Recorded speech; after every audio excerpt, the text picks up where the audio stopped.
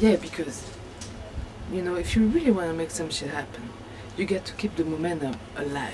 You get to, first of all, really gather the things that makes this momentum so special for you to step on the next level.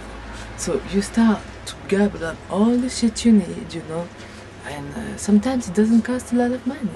You know, you have to start and get that shit, you know, that makes you feel good. Like this, you can make other people feel good, and it's all good, because everybody will feel good. But first things first, you get to keep the momentum alive, because if you ain't, well, momentum will be dead. So, place things along the way, motherfuckers too. You know, you place that shit, you know, it's like some type of game, you know. You bring this momentum. Once it's here, you gotta keep it alive, you know. So constantly, when something is going away of the momentum, you get to bring it back, like this. It stays, and you can survive the shit. Because if you don't, you know what's gonna happen. So, momentum alive, first step.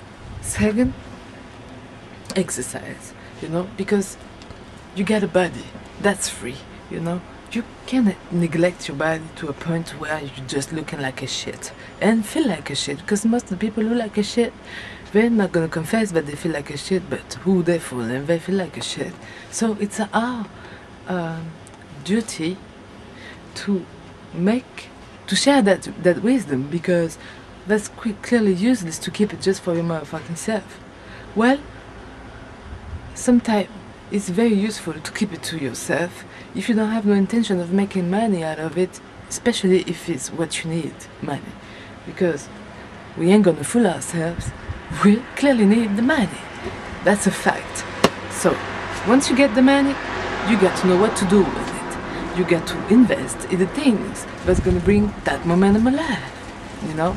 And like this, you can bring this momentum and you can keep bringing it to yourself. And if you get a lot of money, you can bring momentum to other people who are going to be loyal and respectable and rememberable and, you know, valuable and everything able, you know.